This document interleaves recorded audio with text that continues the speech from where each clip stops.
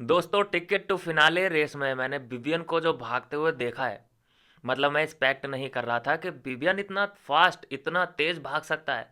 मैं तो हमेशा भागने के उसमें अगर मैं बैट लगाऊंगा तो चुम पे लगाऊंगा, क्योंकि चुम की जो मैंने रेस देखी है वो आप सबसे छुपी हुई नहीं है, वो बहुत तेज है भागने में।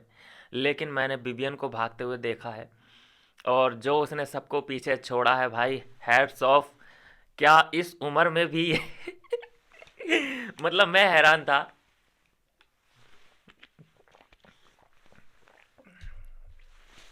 ठीक है भाई, फिटनेस बढ़िया है, ये नहीं है कि जिम शिम नहीं करता है विवियन या बैठा रहता है तो उसका मतलब ये हुआ कि शेर मतलब भागना ही भूल गया है, ऐसा नहीं है दोस्तों। ज़रूरत पड़ती है तो फिर शेर बब्बर शेर बन जाता है। पहला राउंड सब भागते हुए दिखाई दे रहे हैं, दूसरा राउंड कोई लड़की सामने दिखाई नहीं दे रही है, चुम पीछे, शिल्पा पीछे। चलिए खैर, इसके बारे में अगली वीडियो में बात करेंगे। टिकट टू फिनाले रेस क्या हुआ, इसका क्या नहीं हुआ। पूरी जानकारी तो मैंने पिछली वीडियो में दे भी रखी है आपको, लेकिन इस वीडियो में रिव्यू कर लेते हैं। देखिए दोस्तों, बार बार समझाने के बाद भी अ, रजत दलाल अपनी हरकतों से बाज नहीं आए भाई साहब। रजत दलाल को क्या ये आइडिया नहीं है कि वो वहाँ पे ये भी करेगा तो वो क्या विजुअल दिखाए नहीं जाएंगे। और एक होता है कि मतलब बिल्कुल इशारों में कुछ कर लो, लेकिन इशारे भी कहाँ छुपते हैं भाई, इशारे भी नहीं छुपते। हम सबको पता है कि वहाँ पे एक एक चीज रिकॉर्ड होके हमारे तक आ ही जाती है। खासकर अगर बिग बॉस खुद उस चीज़ को दिखाने में इंटरेस्टेड हो तो वो तो हमारे पास आ ही जाएगी, जूम कर करके आएगी। तो ये आइडिया तो रजत दलाल का बिल्कुल फ्लॉप साबित हुआ, क्योंकि इससे पहले सोशल मीडिया पे एक बात निकल पड़ी थी कि ये तो हमें जी पहले ही पता था, रजत दलाल तो नॉमिनेट होना ही है, उसको तो निकालने की कवायद शुरू हो चुकी है। अब ये नहीं बोल रहा है कोई भी कि हाँ भाई इसमें तो रजत दलाल की ही गलती थी। ठीक है, नहीं थी, अब भी कुछ कहना है कि इसमें बिग बॉस का प्रोपोगेंडा छिपा है।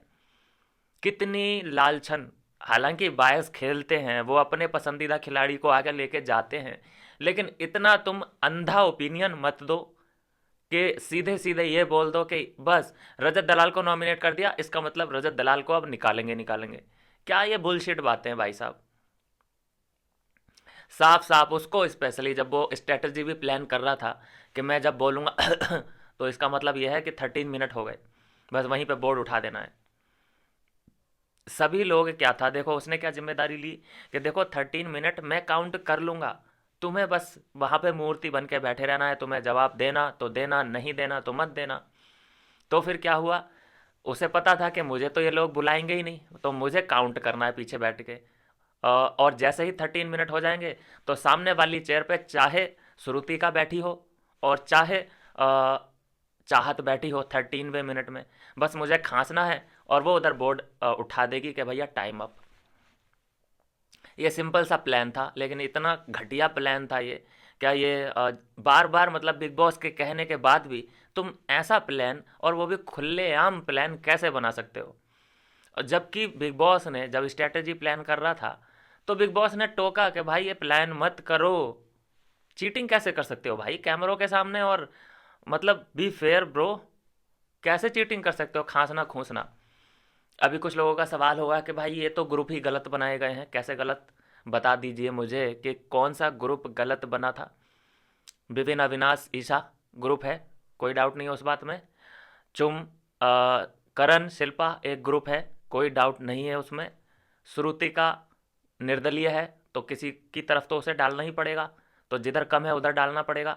दो लोग जिधर थे चाहत एंड रजत, तो उनकी तरफ ही जाएगी वो। तो यहाँ भी बिल्कुल फेयर था, कोई दिक्कत यहाँ तक नहीं थी। तो फिर ये चालाकी देखो, चालाकी दिखानी पड़ी, मजबूरी कह लो उसको, ठीक है, मजबूरी का नाम कह लो कि ये चीटिंग करनी पड़ी, या फिर इसे कह लेते हैं कि ओवर कॉन्फिडेंस अपने आप पे, या फिर होशियारी मारना, ये भी बोल सकते हैं इसको कि ज़्यादा ही होशियारी मार रहा है। फेयर खेल लेता, उसमें कम से कम 40-30% चांस तो बनते फेयर खेलने में। अरे जब ये टास्क चल रहा था तो शिल्पा बहुत नर्वस थी।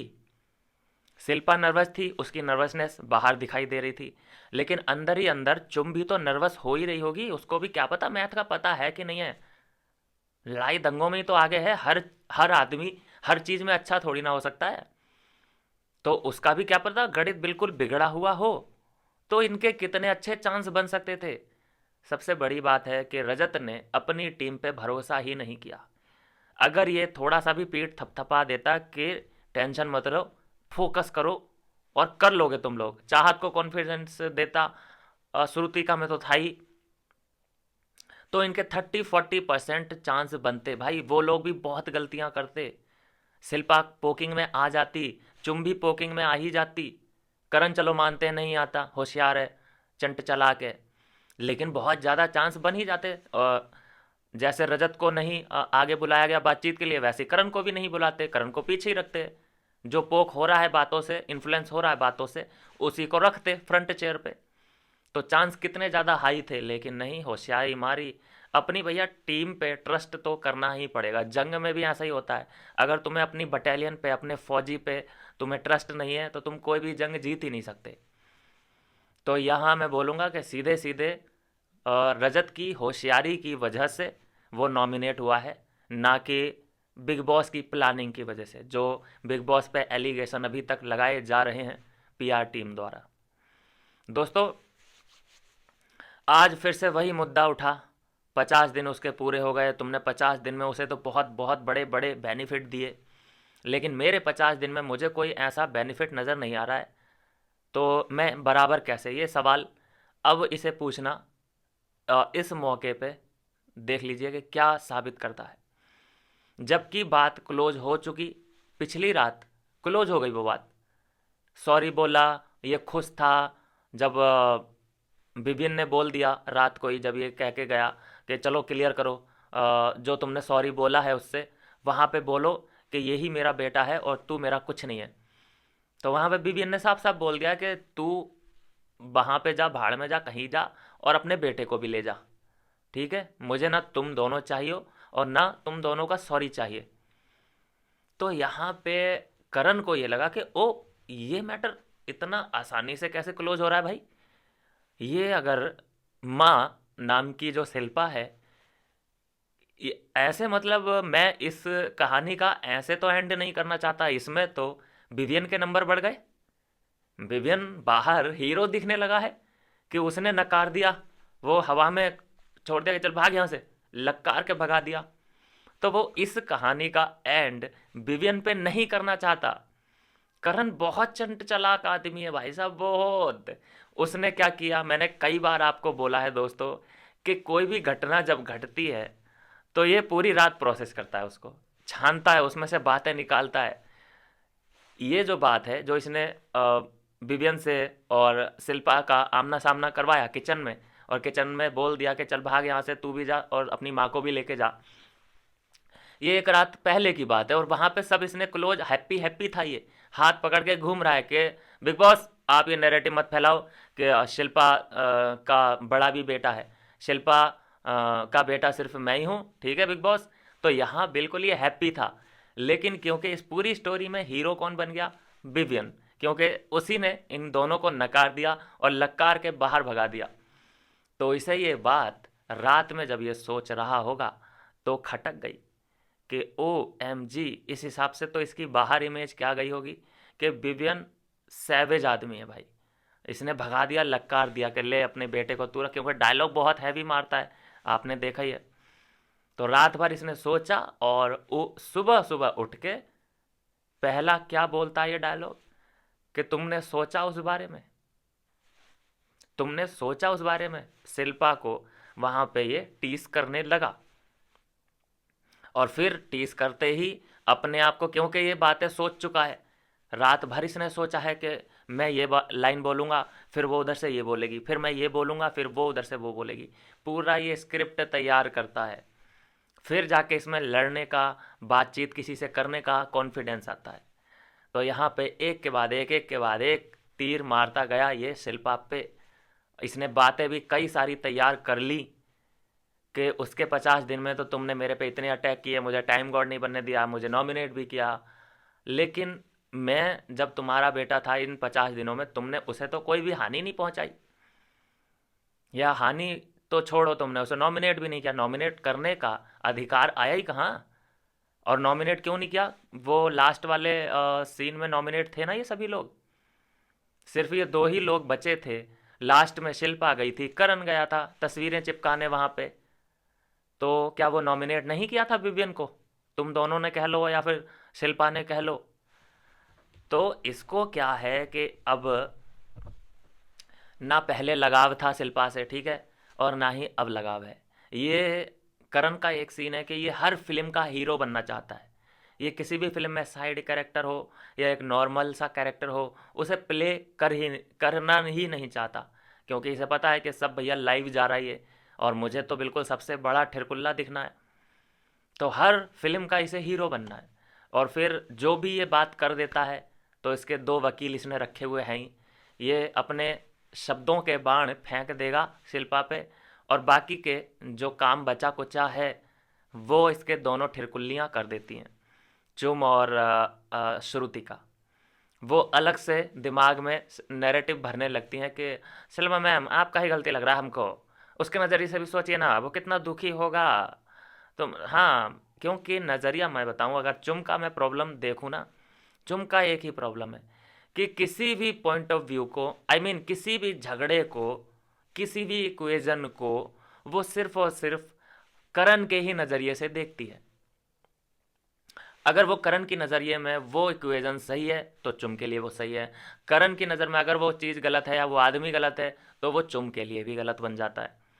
वो अपना कुछ है ही नहीं भैया, वो अपना तन मन धन और गांव पूरा वो करण के चरणों में निछावर कर चुकी है, और एज ए प्रिंसेस वो इसको ट्रीट नहीं करता है, क्योंकि ये खुद भी दासी के ही रूप में अपने आप को मानती है। लेकिन एक जोड़ा और है घर के अंदर, देख लीजिए कि कितनी इज्जत है, दोनों एक दूसरे की करते हैं। कैंडल लाइट डिनर आज दोनों ने प्रोग्राम बनाया, इसे बोलते हैं कि कुछ हाँ देखने में अच्छा लग रहा है, ये नहीं कि काटा कूटी, मतलब अंदर वासना भरी हुई है इन दोनों के। अकेले छोड़ दीजिए, मैं बार बार बोल रहा हूँ, कैमरे ऑफ का अगर इन्हें पता चल जाए 10 मिनट के अंदर अंदर ना, गेम बजा देंगे एक दोनों एक दो, मतलब एक दूसरे का। मैं तो ब्लेम कर रहा था कि करण ही भरा पड़ा है भाई, चुम बहुत भरी पड़ी है, पता नहीं क्या करेंगे बाहर निकल के भाई। तो एक होता है कपल टाइप, जैसे देखिए अविनाश और हमने ईशा को देखा, एकदम कैंडल लाइट डिनर चल रहा है आराम से, अंगूठी भी पहन, मतलब फिट नहीं आई होगी लेकिन हो कुछ तो मूवमेंट था वो।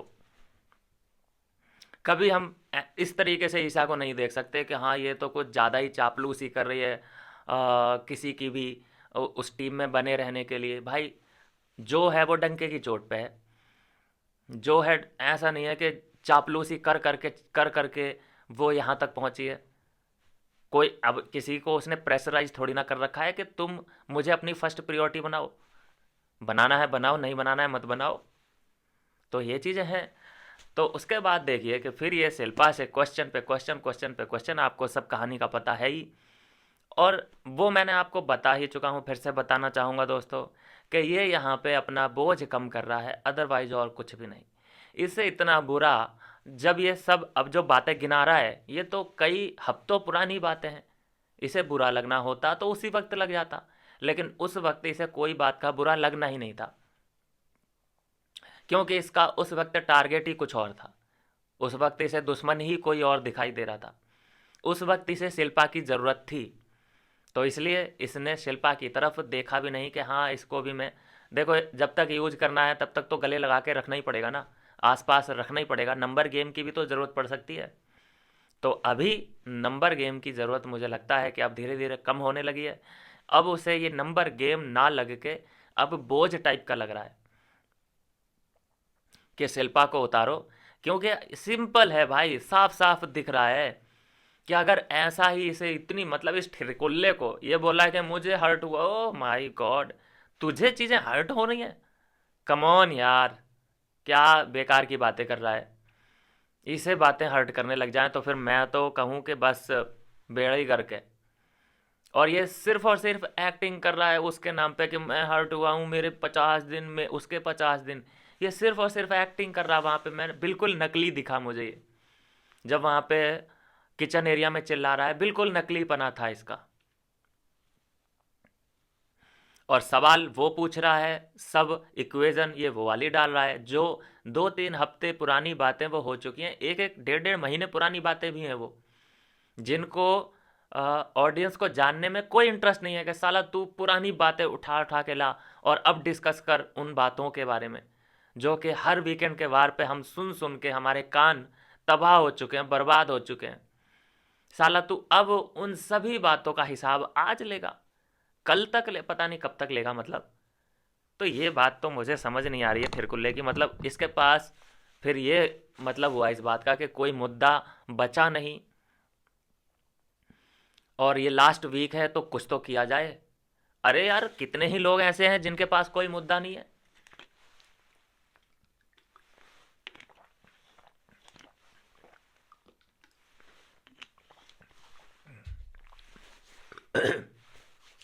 कितने ही लोग हैं अंदर जिनके पास मुद्दा नहीं है, तो बिना मुद्दे के यहाँ तक आ गए हैं, क्या वो और आगे तक नहीं जा सकते?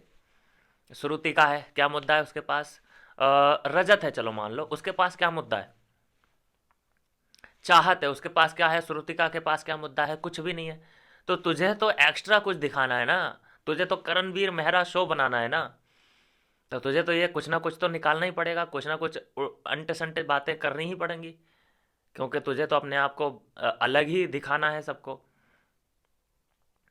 यहाँ पे इस बात को अविनाश ने भी बिल्कुल अच्छा भांपा कि ये जो भी चीज़ें अब चलने लगी हैं, ये इनका नीड नहीं है इस वक्त। यहाँ पे विवियन से बात करता हुआ अविनाश दिख रहा है कि बिल्कुल नीड नहीं है इस बात की, जो ये बातें अब शुरू हो चुकी हैं। कल तक विवियन अविनाश हो रहा था, कल तक विवियन अविनाश हो रहा था, लेकिन आज देखिए कि वो सब खत्म करके इन्होंने करण और शिल्पा चला दिया। करण और शिल्पा और विवियन, तो कुल मिला के है तो इर्द गिर्द कहानी किसके? विवियन के ही। कल भी कहानी का जो हीरो था वो विवियन था, और आज की कहानी का भी हीरो विवियन ही है।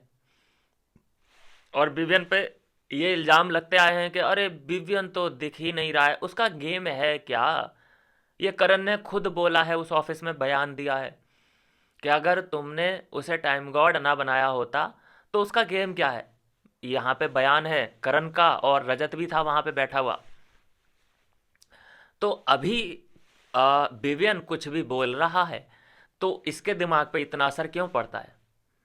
पूरी रात इसे सोचना क्यों पड़ रहा है कि ओ विवियन यहाँ पे हीरो बन गया फिर तो? क्योंकि उसने तो है हर लक्कार मार के भगा दिया इन दोनों को, चलो माँ बेटा भाग भागो यहाँ से। इसे इसे वो बात मैं बोल रहा हूँ दोस्तों, ठिरकुल्ला आदमी है ये, बहुत बुरी लगी होगी कि ओ यार, इसने तो बिल्कुल अहमियत ही नहीं समझी हम दोनों की, भगा दिया। अगले दिन देखो कि पहला वर्ड इसका ये था, अरे तूने कुछ सोचा शिल्पा? सोचा कुछ आपने उसके बारे में? यहीं पे मैं समझ गया कि बस ये रिश्तों का दी एंड है। अब यहाँ से ठीक है, मैं ये नहीं कह रहा कि मतलब शकल मत दिखाना अपनी, ये मत करना, वो नहीं, ऐसा नहीं करेगा ये। अब बातचीत होगी लेकिन एक्सपेक्टेशन नहीं होगी किसी से।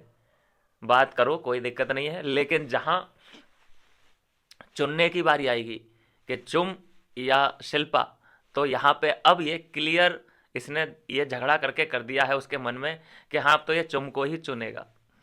मैंने बोला है भाई, बहुत पहले से मैं इन बातों को आपके सामने रखता आया हूँ कि चुम, चुम प्लस करण, करण प्लस चुम, बस और कुछ नहीं है इनके आगे। ये तो शिल्पा ने तो अपने आप को टांग रखा है कि चलो थोड़ा सा मेरे ऊपर प्रोटेक्ट हो जाएंगे ये लोग, थोड़ा मुझे भी सहारा मिल जाएगा, क्योंकि अकेले का तो गेम है ही नहीं वहाँ पे। अकेले का गेम उसी का है जिसकी कल्ट फैन फॉलोइंग है। जैसे चाहत टिक गई, जैसे रजत अकेले में टिक गया, नहीं तो ऐसा बहुत कम होता है। हाँ, नंबर गेम अगर अंदर ही, जैसे दिग्विजय था, उसकी भी फैन फॉलोइंग थी, और अगर उसे मान लीजिए कि घर वाले ना निकालते, अंदर के वोट के हिसाब से उसे ना निकाला जाता, तो मैं बोलता हूँ कि वो अभी तक होता, वो अभी तक होता। तो अंदर वही आदमी सरवाइव कर सकता है जिसकी बाहर फैन बेस हो, बाहर कल्ट जनता हो। अभी यहाँ पे ठेरकुल्ला क्या कह रहा है, रजत दलाल को घेरने की कोशिश कर रहा है कि अरे तेरा एल्विस दोस्त है, तू मान क्यों नहीं लेता? अरे तेरे इतने फैन फॉलोइंग है, तूने कैरी मिनाटी से सॉरी बुलवाया है, तू मान क्यों नहीं लेता? ये क्या बात हुई? मतलब क्यों मानना है ये सब बातें? ये बातें आई कहाँ से? क्यों तू मनवाना चाहता है? कर रहा है ना बाहर की बात। ये बहुत बड़ा ठिरकुल्ला आदमी है दोस्तों।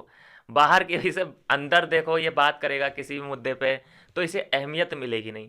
तो इसीलिए ये बाहर की बात है कि तेरे पास कितनी गाड़ियां हैं, तू मान क्यों नहीं लेता?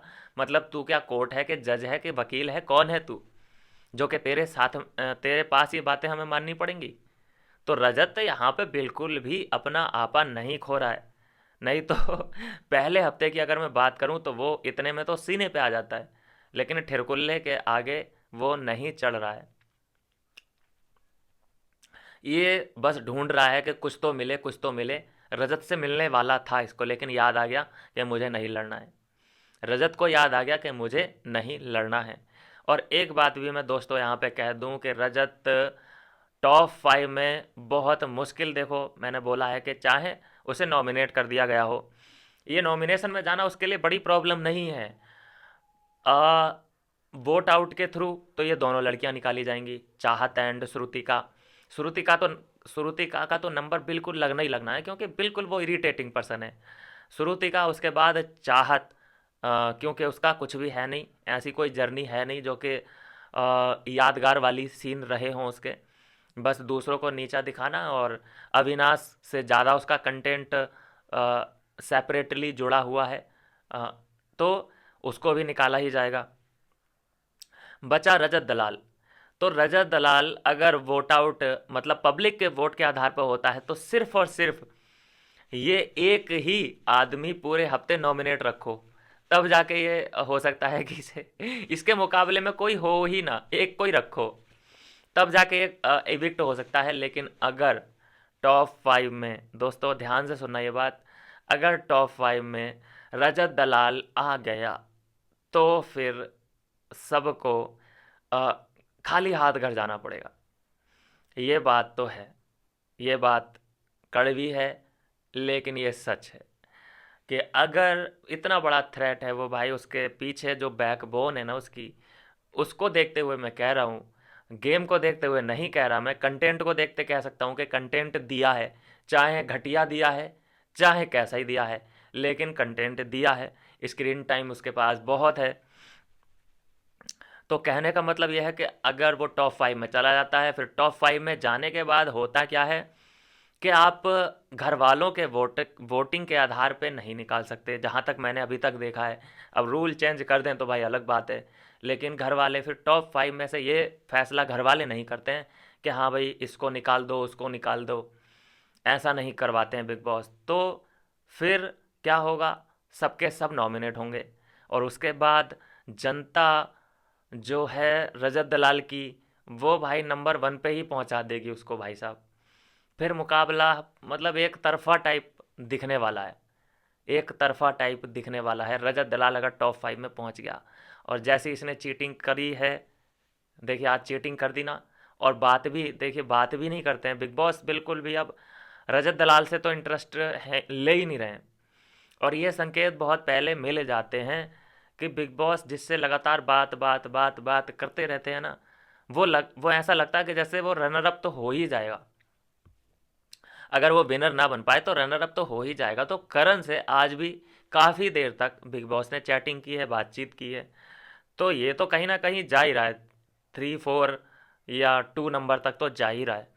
लेकिन रजत दलाल के बारे में भाई डाउट है। बस ये क्लियर, बस थोड़े से दिन और हैं, 2 10 12 15 दिन और हैं, पता चल जाएगा। टॉप 5 में अगर ये गया तो बस काफ़ी चीज़ें क्लियर हो जाएंगी, काफ़ी चीज़ें। बाकी टिकट टू फिनाले का बड़ा मसला चल रहा है दोस्तों, बहुत, के भाई कौन जा रहा है कौन नहीं जा रहा है। परफॉर्मेंस आज एक देखने को मिला।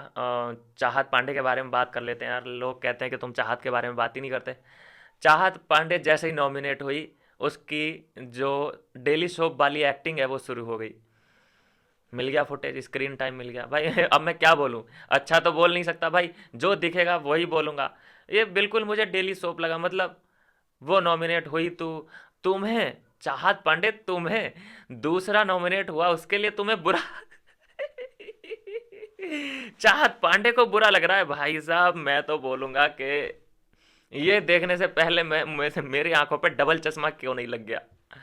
चाहत पांडे श्रुतिका के लिए रो रही है कि ओह मैं बड़ी दुखी हूं कि मेरी वजह से तुम नॉमिनेट हो गई हो, मुझे अपना कोई दुख नहीं है, मैं तो कल चली जाऊं, मुझे कोई फिक्र नहीं है, मुझे फिक्र है तुम्हारी। रजत दलाल तो बच ही जाएगा क्योंकि उसकी तो फैन बेस है।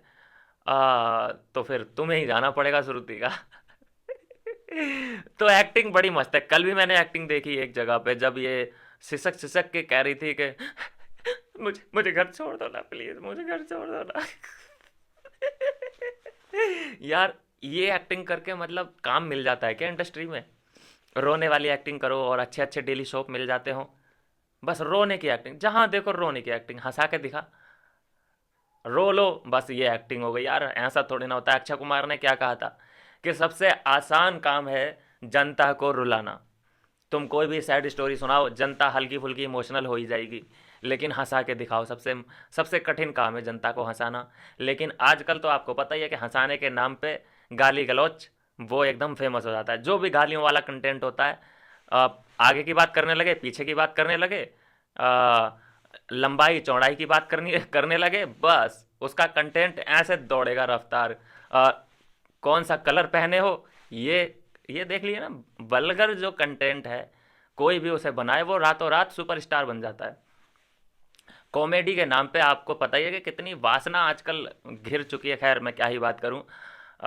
बाबा प्रेमानंद महाराज खुद इस बात को समझा समझा के परेशान है कि ये मत करो वो मत करो, लेकिन कहाँ लोग सुनने वाले हैं।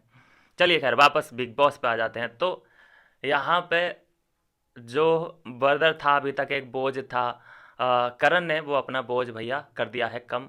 शर्मिंदा आज श्रुतिका को फिर होना पड़ा, जो वो डिफाइन करती है कि अरे विवियन तुम्हारा तो फ़ायदा उठाया जा रहा है, अविनाश तुम्हारा फ़ायदा उठा रहा है, तुम्हें तो दिख ही नहीं रहा कुछ भी। दूसरों को ये सर्टिफिकेट बांट रही है और खुद को देख ले पहले कि तुझे किस किसने यूज किया है, और तेरे जो आइडिया हैं, तेरी जो विचारधारा है कितनी जल्दी जल्दी चेंज होती है। बताया ना बिग बॉस ने, वो भी तो देखते ही हैं। लेकिन ये कहाँ मानने वाली, अपनी गलती इसे कहाँ दिखती है। कह रहे नहीं बिग बॉस वो पहले ऐसे नहीं, वो मैं तो उसे, मुझे तो चुम से भी कोई एक्सपेक्टेशन नहीं है। बताइए, ये इसकी दोस्त है और चुम से भी ये कह रही है कि मुझे इससे कोई एक्सपेक्टेशन नहीं है। तो चुम को ऐसी तो फ्रेंड चाहिए थी, ऐसी ही तो फ्रेंड चाहिए होती है ज़िंदगी में किसी को भी, कि साला मैं तुझसे जो मर्जी ले लूँ लेकिन तू मुझसे कुछ भी एक्सपेक्ट मत करना और ना मैं तुझे दूँ। ये भी बात है। तुमने क्या क्या दिया क्या है इसे यार। और ये बेवकूफ़ उससे प्यार कर बैठी है। मैं तो बोलता हूँ ये क्या कर रही है। ये अगर लड़का होती ना चुमदरंग, तो इसको अपने घर लेके जाती यहाँ से।